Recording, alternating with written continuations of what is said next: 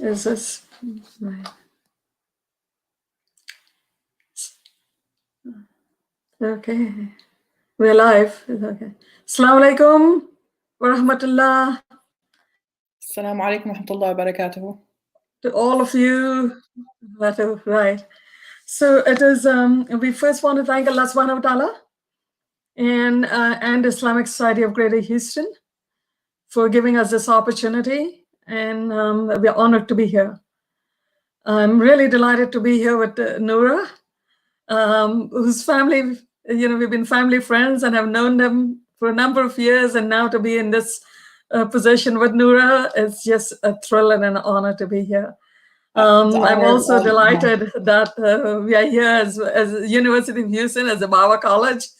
This is really big for us. We are really branding Bauer, so that's also very good.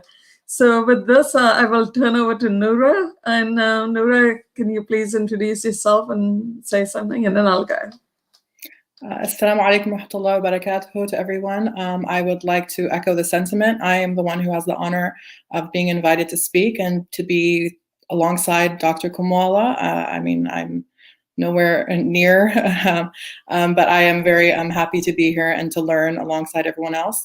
My name is Nura Baaba. I'm an attorney and I'm currently practicing family law with the Bastine Law Group.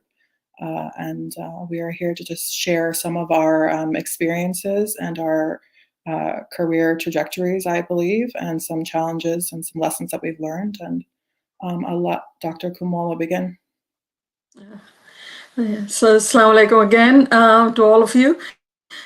So, I am Saleha Khumawala. I'm a professor of accounting at the Bauer College of Business at the University of Houston. My area of specialty within accounting is public sector, which is government and nonprofit accounting. And as part of nonprofit accounting, I've also ventured into a branch into social innovation. And that's my latest program that I have developed at Bauer that is now sort of well known in the community, is the SURE program, which stands for Stimulating Urban Revival through Entrepreneurship. And as Nura said, we are here to just basically tell you, our life lessons, what we have learned, and the mistakes that I have made, and hopefully that will be useful to all of you. So, Nura, you want to start with your life journey, your trajectory for you all, and how you got there, and your education, and all of that. Sure. I'll begin. So while my career path has not been exceptional, it has been definitely challenging. But it is also rather typical of many women who choose to become mothers early on in their career and maybe put things on hold for a few years in order to be at home with their family first, rather than jumping right in from the beginning. And it's not necessarily how I envisioned my career trajectory would be when I was planning things out as a 13-year-old who was obsessed with becoming a lawyer.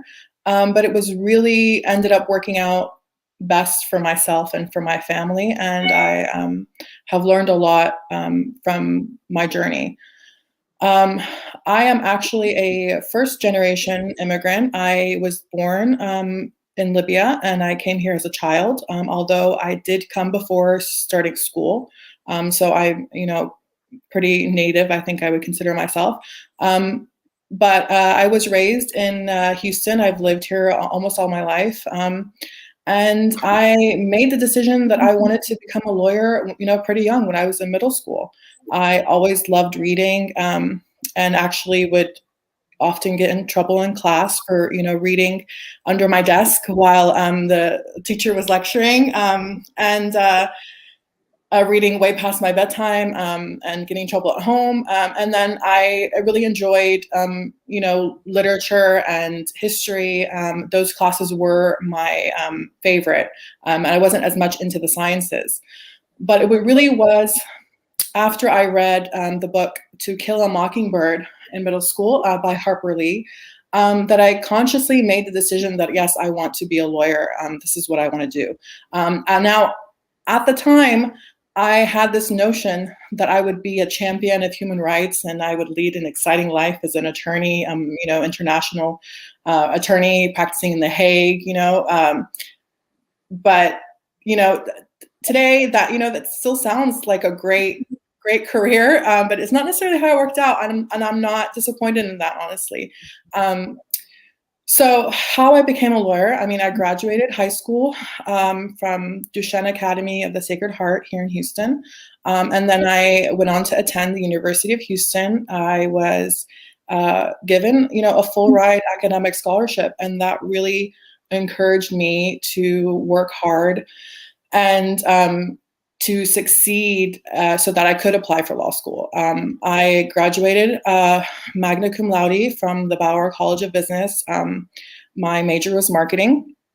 And then I went on to receive a scholarship to the University of Houston Law Center. I decided to go directly from undergrad to law school because I really only envisioned myself as being an attorney. I didn't really want to experience any other kind of job at the time. I was just determined I wanted to do this, and I wanted to get there quickly, and I wanted to get my career on its way. So at this time, I thought I would just jump in with both feet and go running. So I graduated from law school, and before that, let me talk a little bit about law school, because I think it's quite unique in the way that it teaches. It was the first time I was presented with an entirely new way of thinking and of education that was definitely a steep learning curve for me. School had always been pretty easy for me, but law school was a whole new way. And so I, had to work pretty hard to figure out how to become a lawyer, how to think like a lawyer, how to write like a lawyer, how to speak like one. All of that was very different than, what I traditionally had been taught to do.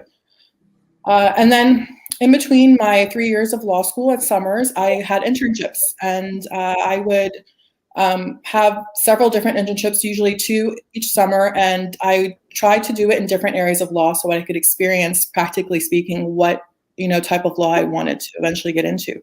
So I had some in immigration, some commercial law, oil and gas, real estate, with different firms. The irony is I really never had one. I never had a position in family law. I took a civil clinic my last semester of law school, and it included a practical curriculum of civil law, which I had partially covered some family law, but that was it. I really wasn't exposed to it that much, and I didn't really expect that that would be something that I would pursue as a career full time. Now, upon graduating law school that summer, I actually got married. And when I got married, I moved to London, England, because that was where my husband was from and where he was working at the time. And I still was hopeful that, my American law degree would be enough to secure a job in international law and pursue those lofty dreams of working, abroad and as a lawyer, maybe with the UN or something. That's, I was still pretty naive at the time. But the reality was I was a new graduate. I was would have to be licensed in England in order to practice there.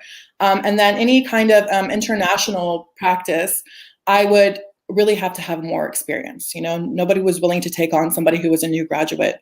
And I spent many months applying to a lot of different positions and really did not get many interviews. And then I did finally get one for a non-legal job. I got a position at a United Kingdom glossy Muslim lifestyle magazine. It was called Amel, and it was completely out of my realm of experience, but I didn't have many other opportunities at the time, and I thought, why not? I need something to do. It's something interesting. And it was an amazing opportunity to be immersed in the world of journalism and copy editing. While it had nothing to do with my legal career aspirations, it had everything to do with my love of reading and writing, and it was a great opportunity to explore a different career path albeit temporarily. I knew it was going to be temporary, but I took it for what it was at the time. I learned a lot. I was able to travel. I was sent to Hong Kong to write a travel piece that got published in the magazine, and it was really a great experience. But because I didn't develop my legal career at the time, and I felt like I was losing time, I still wanted to pursue my legal career in a way that would benefit me. And I just realized that, the UK would not be easy to do that, or not in a way that I was willing to do. That said, I don't regret my time pursuing something different that I enjoyed, because it was an experience, and it kind of helped me use my marketing degree to an extent, and it was valuable, and I really appreciate that time. But my husband and I soon made the decision to move to the US. During that time, I'd also started studying for the bar exam to be licensed in Texas, and we decided that we would move here, back home for me, and I would take the bar exam and pursue my career more seriously. And that was in 2009, right at the beginning of the recession. I took my bar exam and I passed, and the month I found out that I was being admitted to the bar, right after that I found out I was expecting my first child. And the job market was dismal. My contacts, my classmates that I was in contact with, who had stayed in town or stayed in the US and gotten jobs right at graduation, a lot of them were getting laid off. Others were just barely clinging on, were worried about job security. I was trying to apply places, but I was really not having any luck. And I thought, what, this timing is from Allah. I'm going to be a mother now. Let me just take the time to focus on that, and then inshallah, maybe the opportunity will present itself later on down the line. So one child turned into 3 in the next 4 years. And so I was very busy with them. I didn't really have a lot of time or energy to devote to anything other than raising them. And I was fortunate enough to be able to be a stay-at-home mom. And so I did that. All this time in the back of my head, I'm thinking, I'm happy with what I'm doing, but it's a lot of work, but I'm also probably losing time. And I know a lot of women think that they have to do it all all at once, right? So we have to have the career and have the kids and take care of the kids and take care of the home and take care of your marriage and everything all at once, in order to be successful. And some people may be able to do that, but I quickly recognize that I wouldn't be able to do that and be happy at the same time. So I waited until my youngest started preschool. He was a few years old. I was fortunate, and I am fortunate, to have my parents who live here. So my mother was a very big help with helping, with my kids. But I had a little bit more flexibility at the time. So I decided that I wanted to get back to my career and get back in the job field. Now I was nervous because I had a large gap in my resume. Over the years with my kids, I had taken a few contract jobs, did some work here and there, but nothing permanent, nothing for very long. And I was nervous at how employers would look at that. If I went there and they'd say, well, what have you been doing all this time? Am I supposed to say, I've been home with my kids? Are they going to understand that? Or are they going to am I going to scare them off? Because they're going to think, well, she's got children, then she won't be as devoted or as committed to her job as maybe another candidate might be. So it was I was nervous about how I would handle that. But, I pressed on. I went ahead and applied to jobs, but now I had a different perspective than I did probably 5 years back, as to how I wanted my career to look. Now I was looking more for flexibility, but I also wanted stability. I wanted an environment that would be cognizant of my commitment to my family life, and to my desire for a work-life balance. Basically, I wanted the unicorn of job positions. I was nervous about how employers would view that, but I didn't want to be and couldn't be in the office for 60 or 70 hours a week. But I knew that I was capable and that I would be a committed and productive attorney. But I just needed that balance. I went to a few interviews, and one of them was for family law. And I'd never seriously considered family law in the past, but I wasn't really in a position to be turning down interviews. So I thought, if anything, I will go and I will just, have experience, if anything, of another interview. Long story short, I ended up, being offered the position, which I accepted with the Bastine Law Group, where I'm still practicing. And it's unique in that it is a minority-owned law firm, and it employs all female attorneys, most of whom have their own families and children. From the beginning, they were very open about being proponents of a positive work-life balance and being supportive and providing mentorship. And they were happy to allow me to take on a part-time position that I could change to full-time when I felt comfortable. They're also pretty groundbreaking in the way they approach the practice of law. They recognize, the challenges that persons of color, both brown and black, face, and the racism and misogyny that occurs. And that's quite apparent even in the legal field.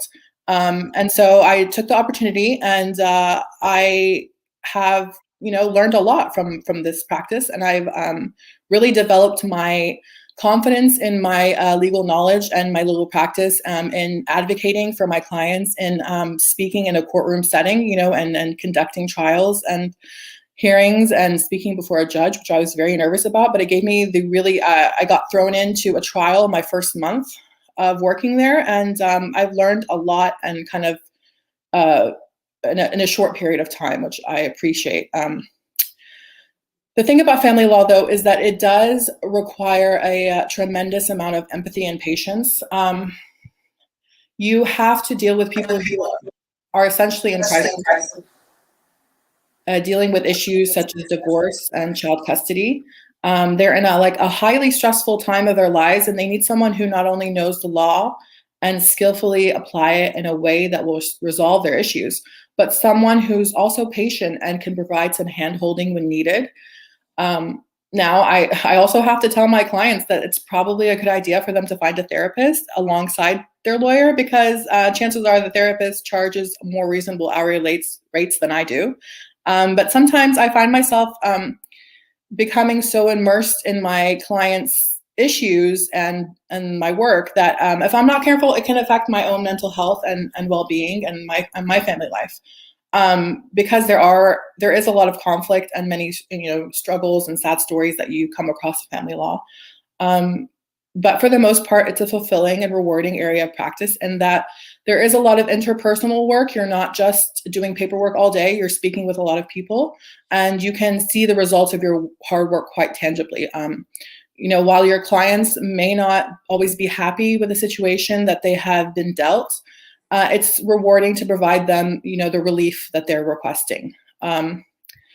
And I will say that in my time practicing family law, I've learned that to be a successful career lawyer, or to have a successful career as a lawyer, you need to be committed to your work first and foremost, and that you have to give it your full attention and effort. While you do balance between your work and your home life, my work time is my work time. I have to completely be focused and give it the value that it deserves. And it's something that not only your employer will appreciate, but also your clients will appreciate. And when you have a good rapport with your clients, that quickly spreads. The legal community is pretty small, and so when you have a good reputation, that makes itself known pretty quickly, and it really can help your career move more quickly.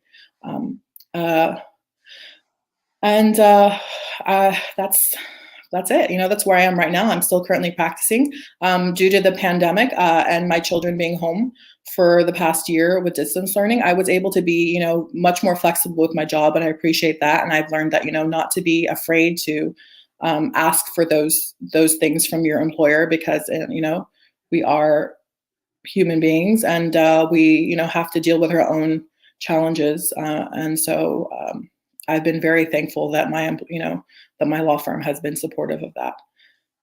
But I think I've taken up probably more time than I should have. Dr. Khumawala, I'm going to pass it back to you. No, thank you, thank you. I'm sorry, technology, I got disconnected, but then I was able to reconnect and get in. So, no, it's so inspiring. The two main things that I could immediately relate to that I've always said. One is that books have to be your best friends. And when you said as a child, you would even read underneath your desk or read at night, and so books were your best friends, and that's something I believe in. We practice that. That has been for our children, and so to hear that from you, it's like, wow, here is someone that And the other principle of life and that you dealt with so well is that you embrace the reality and you deal with it. So when you got married and you went to London, you moved to the UK, and the reality was that you couldn't get a job at a law firm, right? Because not that you were not qualified, but you were in a different country. That says the law is different. You had to pass their exams and all of that, but then you embrace reality rather than sitting and whining and getting depressed and all of that. You embrace reality. You dealt with it by taking up a position where you were able to use the other skills that you had learned, the marketing skills, your marketing major at Bauer, and the fact that you write well, you read well, it gave you opportunities to travel. You came back, your story, you dealt with it, and you dealt with it beautifully. So that was very good. I thought, you embrace that. Then when you moved back here, so yes, the excitement of coming back to Texas, being home, a family, all of that was great.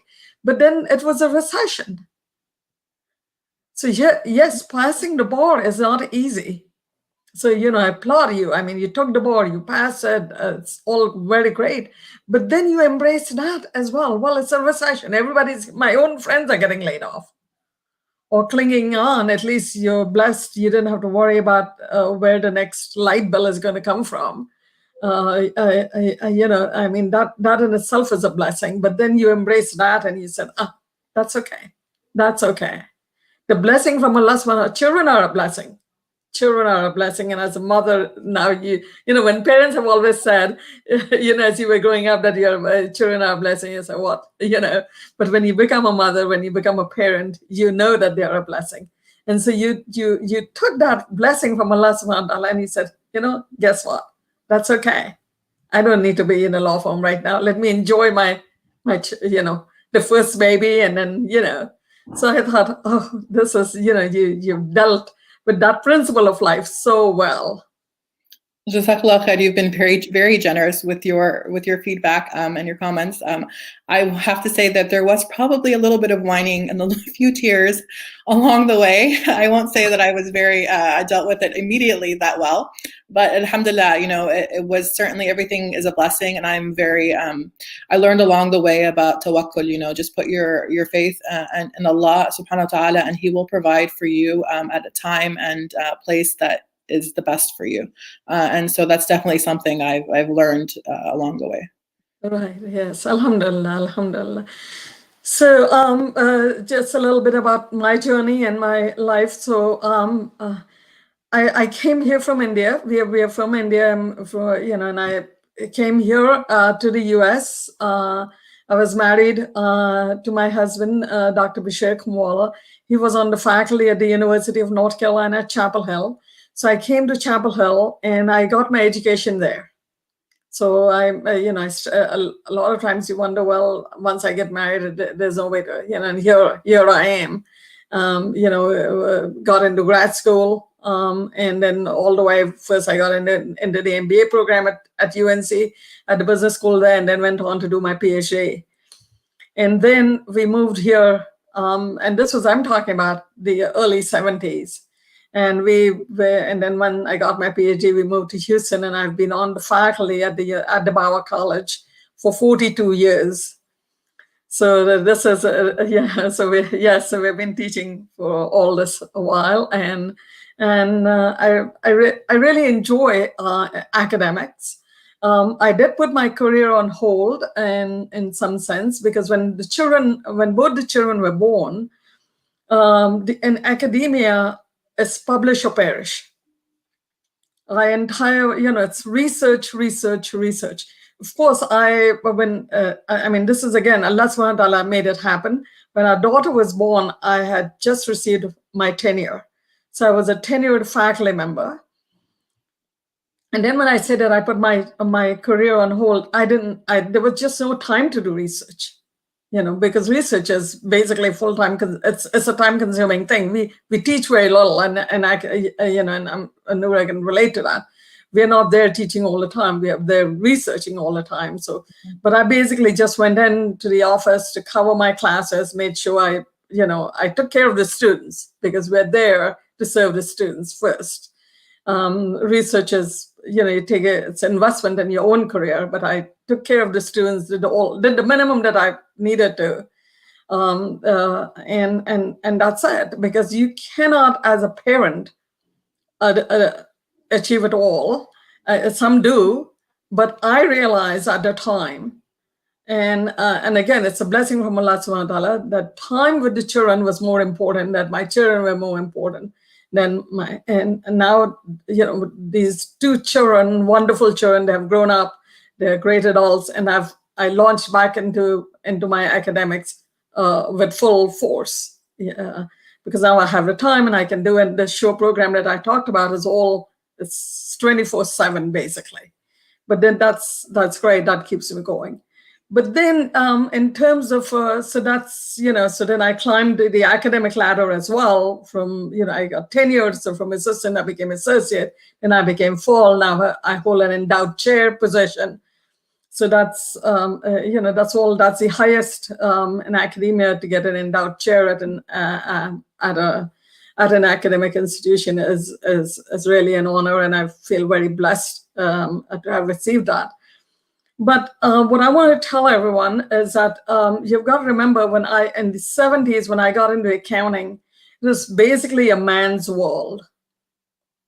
Accounting was totally a male-dominated field.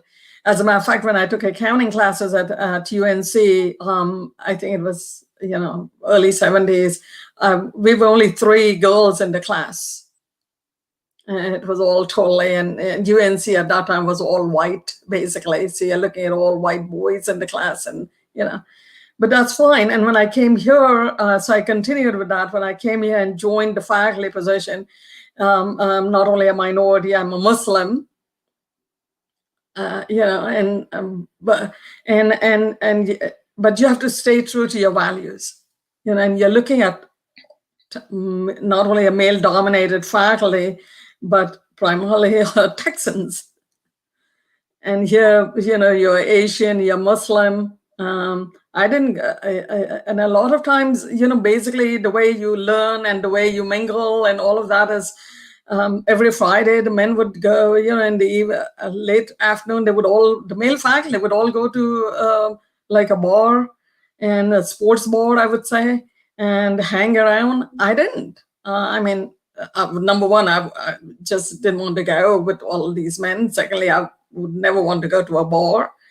To me, my time at the office was more important. I had children, and when I came home, it was time for the children. And therefore, when I was there, my door was shut, and I just did my work, and I stayed true to my values.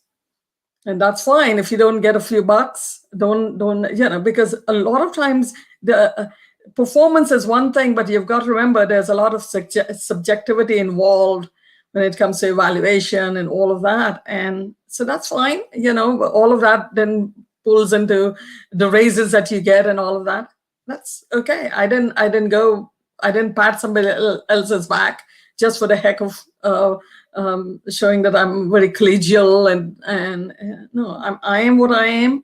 I'm doing all my work, and I always did more, and I outperformed the others. So there was no complaint in that sense, and it works. So be true to your values, and be genuine.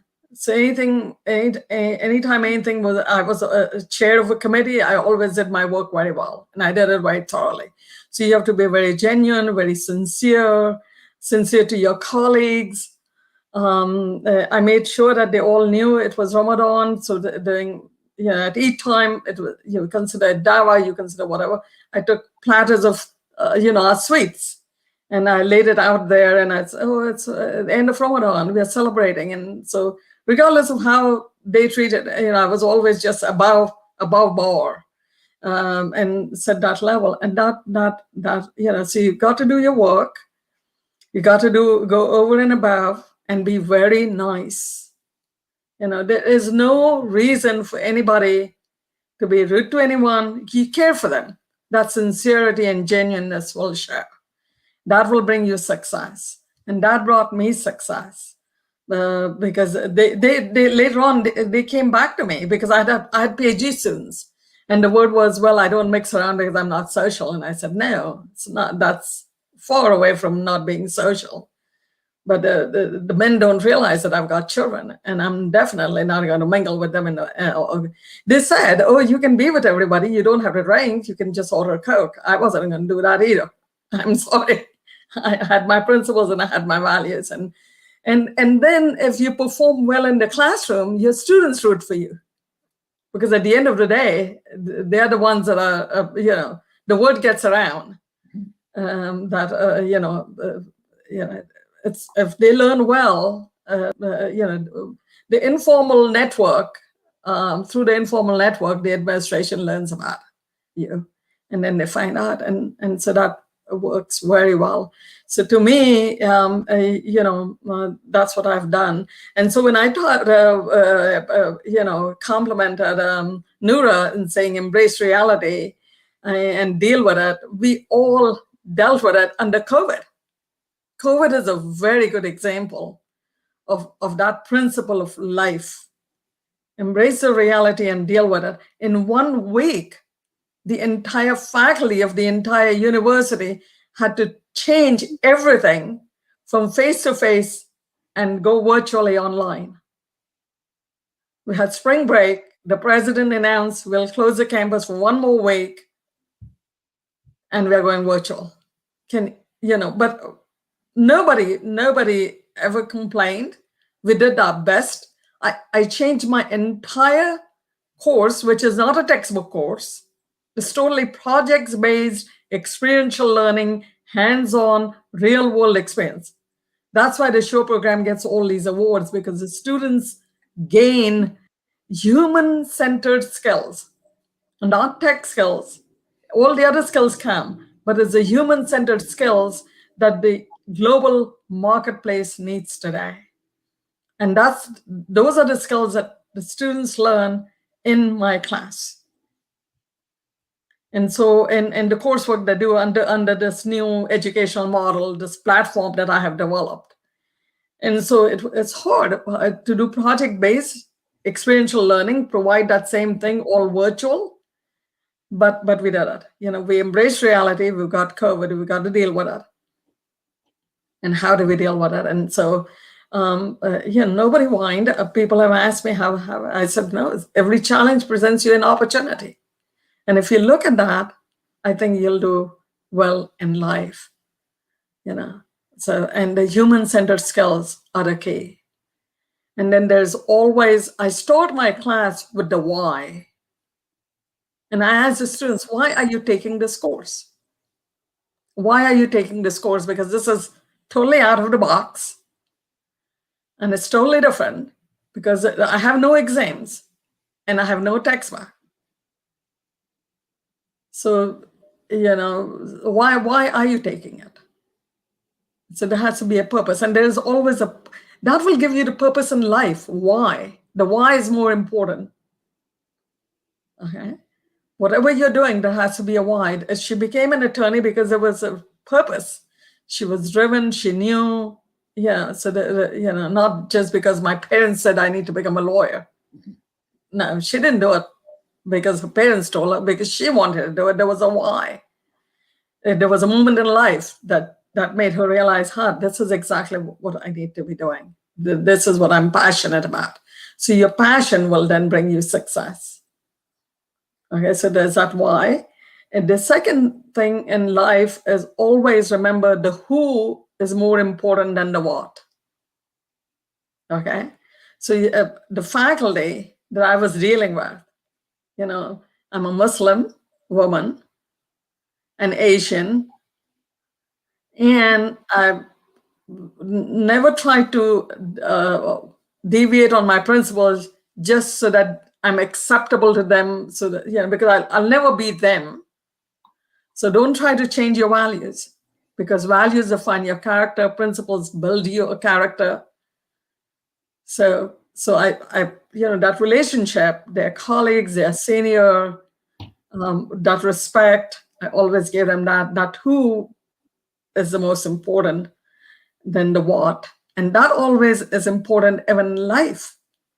Who are you dealing with? Your parents, your siblings, your husband, your children. The who is always more important than the what. So in academia, the other thing, a lot of times people have said, why don't you practice as a CPA? Why didn't you do this? No, in academia, I get that flexibility. We never have to teach in the summer as faculty.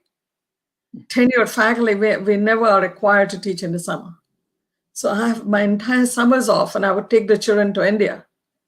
And total immersion.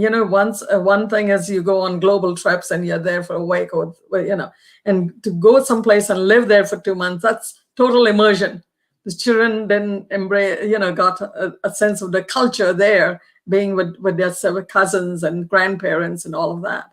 But you can't get 2 months off and then come back, or 3 months off. So I'm off right from May all the way up till August, when the semester begins again. So academia gives you that flexibility. December, time is off when the children are off again, and spring break. So it worked out great for family life as well. And we know, Dr. Bashir had his own career and he was excelling. So there was a parent that was always there, and we were able to balance it very well. So, so that's just my little story. You're a very amazing story and inspiring, especially, I didn't realize that you came here and, pursued your education here. So it must have been so, intimidating to come and to attend, like you said, university, especially UNC, and then in the 70s with, all men, and to be, a foreign student, and it's just so inspiring. And it shows that there's some challenges where you might think, oh no, that's not for me, especially in our culture, that's not for me. But no, it is for you. You can make it for you, and you can make it work for you. So I think that was incredibly inspiring. And also how you just, didn't just say, okay, well, I'm going to attend university in the US. I'm going to get my master's and get my PhD. Like, it's just, that's it. It's nothing. The way you said it was just like, it was nothing. But mashallah, that's an incredible accomplishment. And then, your tenure here at the Bauer College of Business for over 40 years, mashallah, that's amazing. And I know that even though I was a marketing major, when I was there, you were, very well known. I won't say what year I was there. I won't age myself, but and my sister was a student in your class, and mashallah, you had a great reputation as being, an amazing teacher, and also an all around very good person. And it also struck me how you said that it was so important to you to stay true to your values and just focus on being a good person, but also, working your hardest. And it's true that there's a lot of pressure, and I didn't realize it was the same in academia, but there's a lot of pressure to socialize in the working world, socialize in a way that is not okay for most of us, right? So I do the same thing. I won't go to the happy hours. I won't go to those things. I have my faith and I have my family, and that comes first. Sometimes you feel like you're missing out, but mashallah, you showed that your persistence and your hard work and your dedication overshadowed all of those, external kind of like social stepping stones that you thought you might have needed. You kind of circumvented those, and you made it to the very pinnacle of academia, mashallah. And so that's also inspiring to know as a woman, as a Muslim woman as well, is that you can make it. Don't be deterred by what somebody may say is not your place. It is your place. You can make it your place and make it the place that works for you. Absolutely. Also, lastly, I was also very happy to hear that the flexibility was important to you too. And when I think of you, I think, you are very devoted to your career, and that, it probably takes up all your time. And that was all to get to where you are, you must have, completely immersed yourself all those years. But it's nice to know that you valued the time off, and that you actually, were able to travel back home and take your kids and immerse them in that. Those memories, I'm sure they are so important to them and have shaped who they are. And it's nice to know that you were still able to reach where you are while still holding on to that, desire for, a work-life balance and spending the time with your children. So Jazakallah khair for sharing that with us, because it was very, very inspiring. Right. Well, Jazakallah. Allah subhanahu wa ta'ala makes it, if you hold on true to your values, Allah subhanahu wa ta'ala makes it. And the other thing is, you consider that as dawah, but at Bauer we have evening classes, and my class in the evening during the month of Ramadan. So you're also breaking fast. So I would just take the Majdoul dates to class. And it was time to break my fast. I would just circulate the entire box of dates to the students. And then some of the students said, "Oh, we have never had a date before." And then they got hooked onto the dates. And they said, "Oh, I didn't realize." And I said, "Yes." And it's high in, the barakah, the high in fiber and high in iron and all of that. And then it's, "Oh," and I said, "Yes, we break our fast with that." And so I thought, oh, that's, so giving is always good anyway. Yeah. So sharing, with everyone. So that in that sense, I thought, oh, that's very good. So it worked, and then they were more appreciative. "Oh, you're fasting. Wow." So dawah in that sense also was there, and it worked out. Alhamdulillah, alhamdulillah. So Nura, can you give some examples of some challenges as learning lessons that you overcame? As somebody, practically you grew up here. You're as American, always red, white, and blue, as most of our children here. Mm-hmm. I will say that my biggest challenge, and that I still deal with sometimes, is the feeling of, I think there's a name to it now. It's called Imposter Syndrome, right? So it's the feeling that you somehow do not belong. And so you doubt your skills, you doubt your talents or your accomplishments, and you just internalize this fear of, not being, you're not supposed to be there, right? I'm not supposed to be in this position. I'm not supposed to be, given this responsibility. I'm not as good as maybe as the other people around me. And it's kind of has something to do with a little bit of being the other, the minority. So even though I grew up here and, I don't have an accent, I don't, I've grown up in this education system, I'm still the other, right? My name is different. My, skin color is different. Everything about me is different. And, while we try to learn to embrace our differences, sometimes practically speaking, it can be difficult. And so especially when I started practicing law, in school, I dealt with it, right? So in school, you just do your work, you have grades. And so there's a tangible reflection of your abilities, right? So, if you get good grades, you're ranking your GPA. And so you can kind of know where you stand. And in the workforce, it's a little different. You don't really know how you're doing in comparison with your competitor or with your coworker, or with other attorneys that you're working with, or your opposing counsels. And so you kind of have this, well, are they a better attorney than I am? Or maybe they have more experience, or do they know more than I do? Or do they have better social connections, which are important in the legal field, than I do? Maybe I'm not good enough, or the judge won't view me in the same way as this good old boy who's been practicing in front of this judge for years, where I'm, relatively new to the game. And so I have had to learn to, number one, observe. So I spent a lot of time in court for my own cases, and sometimes, just to watch my colleagues or other people and just realize that, everybody makes mistakes, and they make them. And just because they could be, a 65-year-old who's practiced for 40 years, or it could be, somebody who's maybe been licensed as long as I have, but they still will make mistakes, and they still will stumble, and they still may not be as prepared as they should be. And so that kind of made things a little bit, and also, you won't necessarily be thrown out of court by the judge. I always had this fear that if I made a mistake, that the judge would get upset with me and, and just say, you don't belong here, get out of here, which, in reality doesn't happen. And so when I saw that, I kind of like, it got me out of my own head, and I realized, I need to be confident in my abilities. I didn't get where I am because somebody handed it to me. I worked for it, and I worked hard for it, and I deserve to be here. And as long as I continue to show the same commitment and effort that I have shown, that I will make it. And also, it's okay to make mistakes.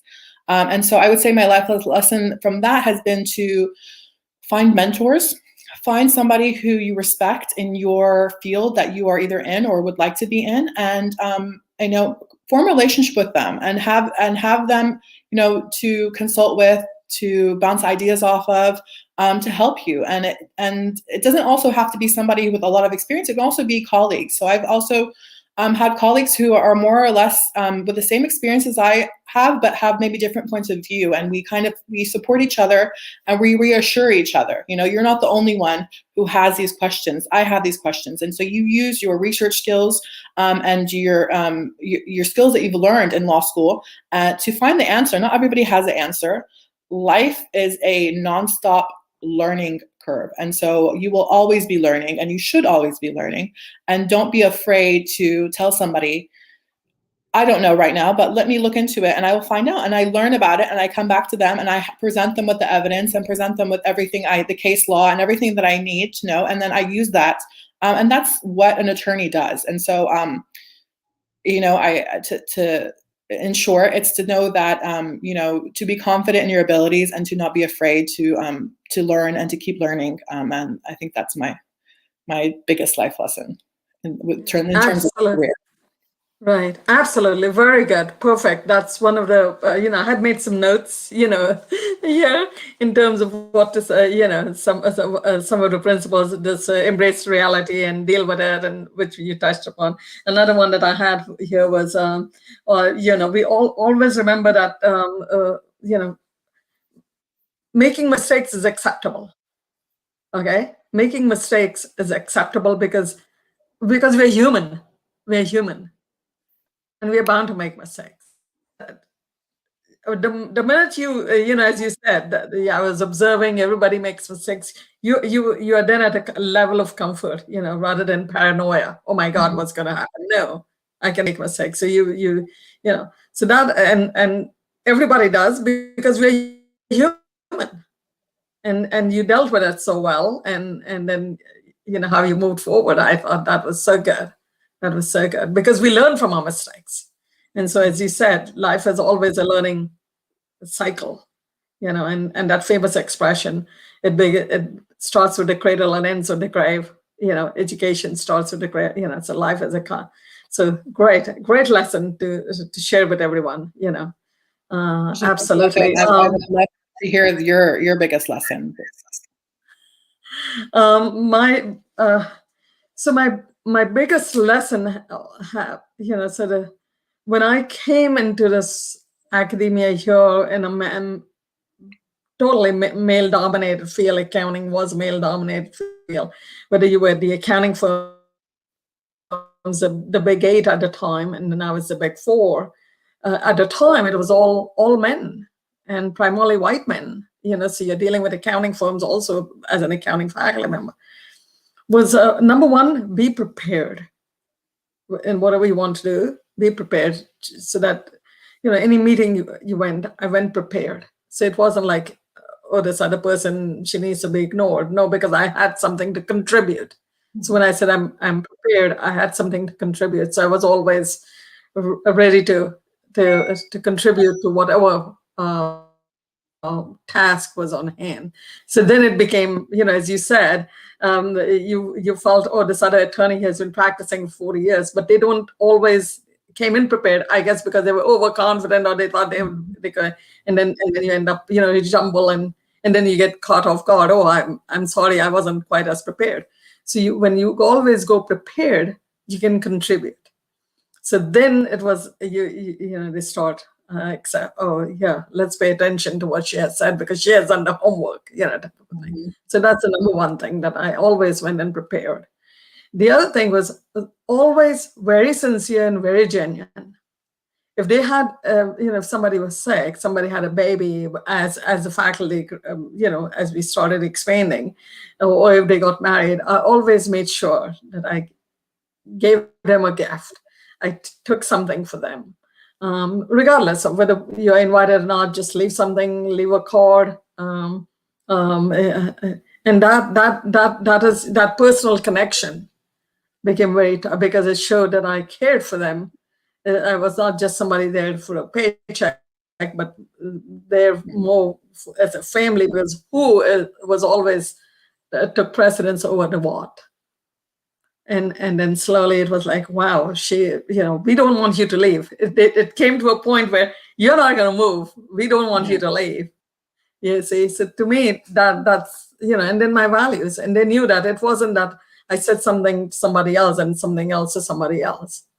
I stayed true to my decisions, or, and especially once you become a senior faculty member, you are evaluating junior faculty for tenure.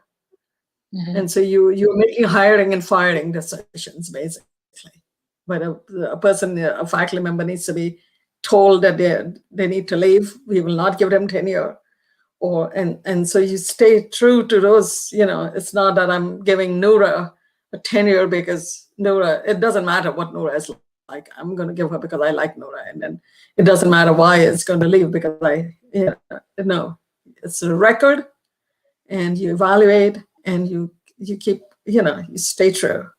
So the genuineness, sincerity, the human connection, because it's the social skills and the social relationships are very important.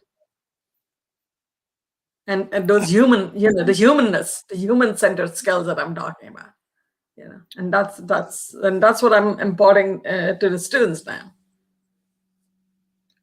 I agree, and I think it's so important, like what you touched on about integrity too, is that I think it's sometimes hard to come across in people, and then I think when you do have it, people recognize it and appreciate it so much, yes. And then your reputation precedes itself, and that you are a trusted person, and then on top of that, your ability, is just the icing on the cake, so to speak. So yeah. So thank you.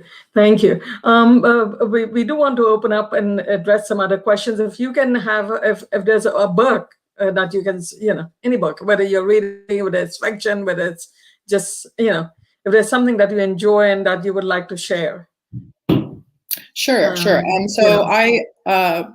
There is a book that I would recommend. It's by Malcolm Gladwell. It's called Talking to Strangers. And I believe that a key part to success in your career and even in your personal relationships is the ability to communicate with others. In law and in family law, it's applicable to communicating with your clients, with your opposing counsel, with the judge, and sometimes with the jury. And this book explores the way that people communicate with others, and it gives an interesting perspective on why we do the things that we do when we do interact with people. And so I just found it to be really insightful, and brings up points that that we don't necessarily think about, that we just tend to take for granted, how people respond to you. Anything from somebody that you bump into the supermarket, and all the way to examples. I think you showed examples of, double agents in the FBI and how they're able to get away with being that. But I found it very insightful and valuable. I think you take away some good lessons from it and how to interpret the way that people interact with you. But it's also pretty entertaining at the same time. And I think that I would recommend it for somebody who wants to know more about that, and it would be helpful in whatever career field that you're in. And what about yourself, Dr. Khumawala? Excellent. So I recommend Principles by Ray Dalio. It's an excellent book. Excellent. It talks about not principles of success in the business world. It gives principles of success even in your personal life, because those examples that he talks about in his book apply to your personal life as well. So I may in the second course that I teach, I had students read that. I said, please, you need to read Principles by Ray Dalio. I even have a summary. He has 10 principles. If somebody doesn't have a time, I have a summary also that I tell the students, if nothing, read the summary, because we'll discuss that. And another book that I had students read in the summer when we taught the course in the summer as a project course, and the second course is a follow-up to the flagship course, and Never Eat Alone. Never Eat Alone. And that's also very good. Now, if we were to tell somebody, it's sunnah to eat together and all of that, and they say, oh, there they go, mullah talk. Oh, we totally discard that. But if I were, but if I tell people, oh, here is a book, you need to read that, and it has some very important principles of building the social skills, because in the business world, they say all deals are made at the dinner table. Mm-hmm. People are always going out for lunch, or you break bread together. Those sort of never eat alone. And I just thought I'd share it with everyone. But the book that I recommend is Principles by Ray Dalio. One closing statement. I haven't read either of those, but inshallah, I'll look into it. One closing statement, one-liner. I would say that be confident in who you are, and confident in your abilities, and place your tawakkul on Allah subhanahu wa ta'ala, and you will make it to wherever you dream that you want to be, inshallah, and don't be deterred. Just be confident. Right. And absolutely. Right. My one-liner, because there's only, invest your time, not your money. Invest your time in the children. As you said, you had your, and you invested your time in your children, because money doesn't buy time. Time is not bankable. Time is a resource that you cannot get anywhere. It's given to you by Allah subhanahu wa ta'ala, and therefore invest your time, not your money. Absolutely. Absolutely. Right. And that's So let's see. Do we have any questions that anybody has asked? So is there anybody? Can we open it up? We have a couple minutes. Anything critical that we need to address from our audience? I don't see any in the chat. Can anybody want to speak up?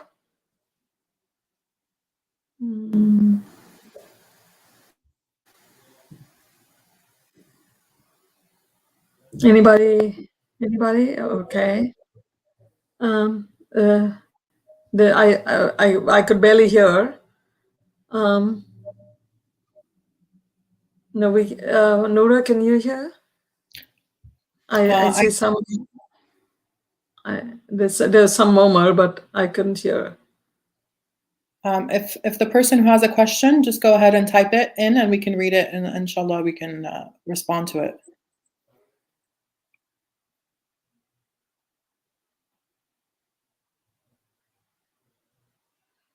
I couldn't. Okay. Anyway, it has been such a pleasure, such a joy to be with you. Oh my God, I've learned so much. Thank you so much. And I'm sure the audience that's listening, I'm sure you have related to them, and to especially to our young ladies, to the young parents, to do what you have done. Invest your time with your children. Jazakallah khair. It's been an honor and a pleasure to be with you as well. I am, so inspired by your journey, and I really have so much respect for you. And I really one more. Let's see. And so, inshallah, everyone else feels the same way I do. I'm sure they do. And I just thank ISGH for this opportunity. And inshallah, it can be beneficial. Yes. So there is some, yes, inshallah. And may Allah subhanahu wa ta'ala accept everything. Here, Jazakallah again to Islamic Society of Greater Houston. I hope we have met their expectations of what they expected out of this webinar.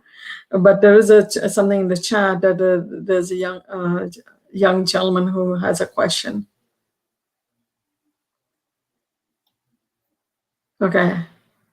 Okay, says that we can end it. It's almost, we are done. So, okay, Jazakallah. And Jazakallah. right. Assalamu alaikum. Good night. Right. Assalamu alaikum wa rahmatullah to everyone. Good night. Good night.